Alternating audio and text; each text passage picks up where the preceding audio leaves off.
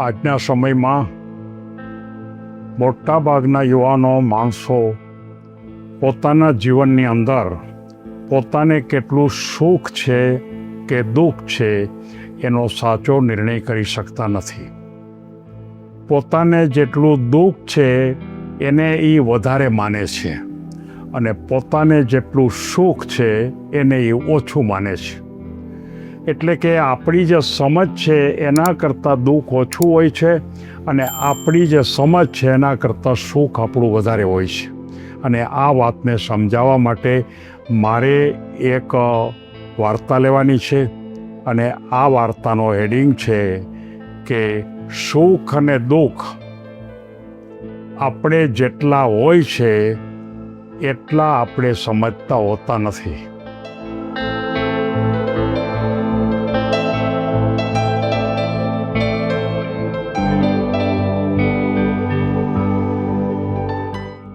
એટલે કે આપણી સમજ ફેર છે. દુઃખને આપણે વધારે ગણીએ છીએ અને સુખને આપણે ઓછું ગણીએ છીએ હોય એના કરતાં. આ વાતને સમજાવવા માટે મારે રાહુલ નામના એક યુવાનના અનુસંધાનમાં વાત કરવી છે. એક શહેરમાં રાહુલ પોતે પોતાનો અભ્યાસ પૂરો કરી અને પોતાના જીવનના ક્ષેત્રમાં એ આગળ વધવા માગતો હતો. પોતાને માત્ર નોકરી જ કરવી હતી, વ્યવસાય કરવો નહોતો. એટલે જુદી જુદી જગ્યાએ એ નોકરી માટે ઇન્ટરવ્યૂ આપે અને એ ઇન્ટરવ્યૂ આપ્યા પછી જો ક્યાંયથી પણ એને ઇન્ટરવ્યૂમાં કોઈ ખાસ પસંદગી કરે નહીં. કોઈક જગ્યાએ ઇન્ટરવ્યૂમાં પાસ થાય તો પગાર ઓછાની માગણી કરે આપે. એટલે હકીકતમાં એના મનમાં એમ થાય છે કે મારી વાત કોઈ સમજતું નથી, હું બહુ દુઃખી છું. મારી પાસે બધું જ છે, મારી પાસે આવડત છે, મને પૂરો કોઈ પગાર આપવા તૈયાર નથી, મને કોઈ મદદ કરવા તૈયાર નથી, મારા મિત્રો પણ મને સારી નોકરી મેળવવા માટે મદદ કરતા નથી, મારા સગાવાલા પણ મને મદદ કરતા નથી. સાવ નાની એવી નોકરી મને મળે છે એટલે ખરેખર હું બહુ દુઃખી હોઉં એવું એને પોતાને લાગતું હોય છે. એક દિવસ એમના એક વૃદ્ધ દાદા એની પાસે બેઠો હતો અને એમ પૂછે છે કે મને કોઈ સારી નોકરી મળતી જ નથી, મારો અભ્યાસ છે, અનુભવ છે, પણ મને કોઈ મારી યોગ્યતા પ્રમાણે કોઈ પગાર પણ આપતું નથી અને ઓછો પગાર આપે છે, તો ઓછા પગારમાં હું કેવી રીતે જાઉં?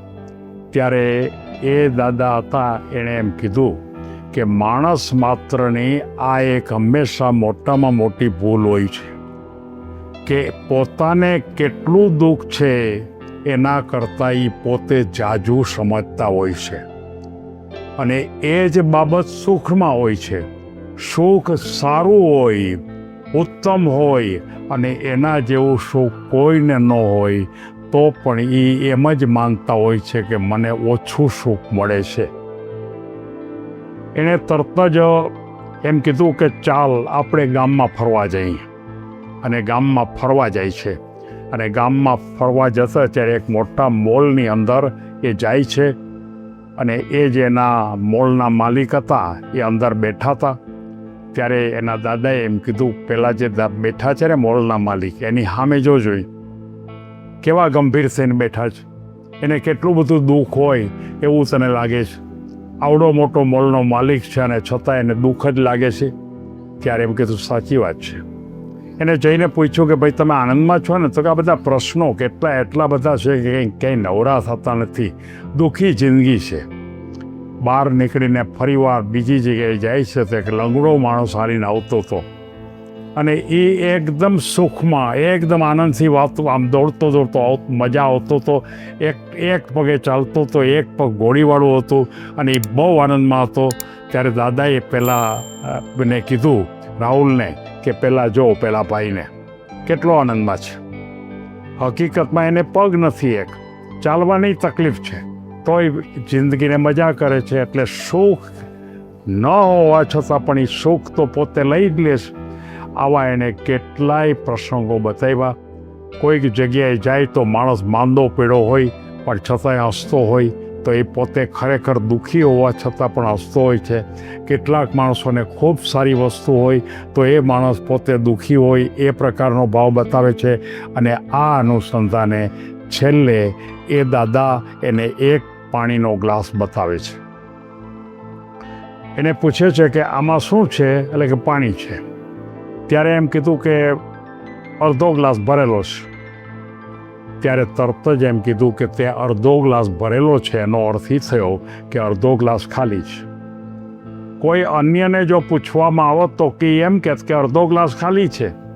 હકીકતમાં આપણા સુખ અથવા તો આપણા દુઃખને જાણવા માટે આપણી દ્રષ્ટિ બદલવી પડે. આપણી પોતાની માનસિક વિચાર બદલવા પડે. કોઈ પણ પ્રકારની સગવડતા ન હોય, કોઈ પણ પ્રકારની અનુકૂળતા ન હોય તો એ દુઃખની એક માત્રા છે. તેમ છતાં પણ માણસ એને સુખમાં સમજવાનો પ્રયત્ન કરે. ખરેખર દુઃખી છે. અને ક્યારેક ક્યારેક ઘણું સુખ હોય અને એ ઘણા સુખ હોવા છતાં પણ એ પોતાને દુઃખી જ માનતો હોય. આપણને ખબર છે કે એક કોઈ માનો કે સાવ નાના ઘરમાં તમે જાઓ, માણસો કેટલા આનંદથી, એકદમ ગરીબ માણસ હોય, 4-5 છોકરા હોય, માતા પિતા હોય, બધા આનંદ કરતા હોય. એનું આવક પણ બહુ થોડી હોય પણ છતાંય કેટલો આનંદ કરતા હોય. સુખની માત્રાને જોવા માટેનો એનો દ્રષ્ટિ જુદી હતી. એ દુઃખને જોતા નહોતા, સુખને જોવાનો પ્રયત્ન કરતા.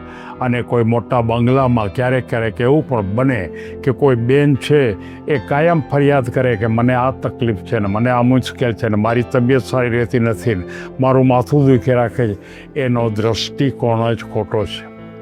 આ વાર્તાની મુખ્ય ભૂમિકા એ છે કે મોટાભાગના માણસોને પોતે જ પોતાને કેટલું સુખ છે કે કેટલું દુઃખ છે એ જાણવા માટેનો પ્રયત્ન જે કરવાનો હોય એમાં તમે માત્ર પોઝિટિવ દ્રષ્ટિ રાખો. અને જો પોઝિટિવ દ્રષ્ટિ રાખશો તો ગમે તેવું દુઃખ હશે તો પણ તમે એને સુખને સમજવાનો પ્રયત્ન કરશો. અને ગમે તેવું સુખ હશે તો પણ તમે એને દુઃખને સમજવાનો પ્રયત્ન નહીં કરો. આ ભૂમિકા ઉપર આ વાર્તા ખૂબ મહત્ત્વની છે. હજારો માણસો આમાં ભૂલ કરવાને કારણે જીવનમાં હેરાન થાય છે. સુખ અને દુઃખ હકીકત વધુ આપણા વિચાર ઉપર આધારિત છે. દૃષ્ટિકોણ બદલવાથી પરિસ્થિતિ બદલાયેલી આપણને લાગે છે. દરેક જિંદગીમાં સંઘર્ષ તો હોય જ છે, દરેકને દુઃખ તો હોય જ છે, દરેકની પાસે સુખ તો હોય જ છે. પણ તમે એને કેવી રીતે જોવો છો? દુઃખ અને સુખ અમુક માત્રામાં બે વ્યક્તિને હોય તો એક છે એ પોતાને દુઃખી માનતો હોય, બીજો છે એને સુખી માનતો હોય. નકારાત્મક વિચાર જીવનને તકલીફમાં મૂકે છે. જીવનને સાચી રીતે જીવવાનું શીખવું પડશે અને એ જ સાચી સમજ છે. પોતાની પાસે શું છે તેની કદર આપણે સુખ વધે એ રીતે કરવી જોઈએ. સરખામણી છોડી દો. જે પરિસ્થિતિ છે એનો સ્વીકાર કરો. બદલાવ પરિસ્થિતિમાં નહીં પણ તમારા પોતાના વિચારમાં છે. કોઈ પણ જગ્યાએ તમારો વિચાર જો એકદમ પોઝિટિવ, એકદમ હકારાત્મક, ત્યાર પછી તમારી ગમે તેવી સ્થિતિ હોય તો પણ તમને એ વધારે સારું જ લાગશે.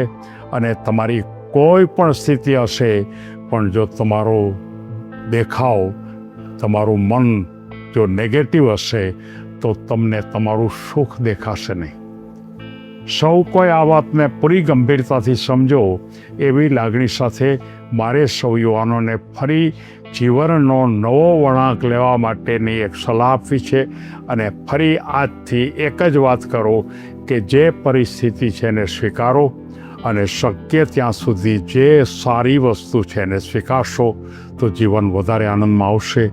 સૌને ધન્યવાદ.